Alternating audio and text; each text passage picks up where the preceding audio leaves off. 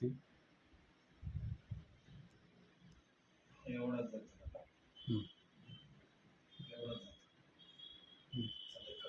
दोन्ही खाली करा, दोन्ही खाली करा. आता तोच हात उचला, उचला. दुखायला लागलं, मागे करा. करा हात वरती, करा खाली, करा वरती, करा खाली. असं साईडला करा, करा वर, करा खाली, करा वरती, करा खाली.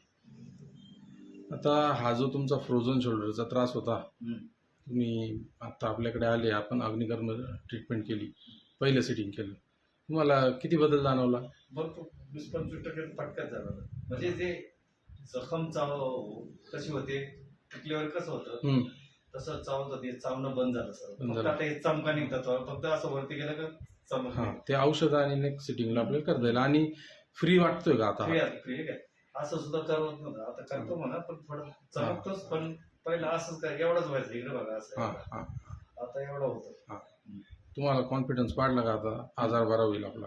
बरं होईल म्हणजे आता बरंच वाटलं खरं. नाही तर मला वाटतच नव्हतं. रात्र दिवसभर मी चिंता करत बसायची खुर्चीवर एकटाच. ठीक.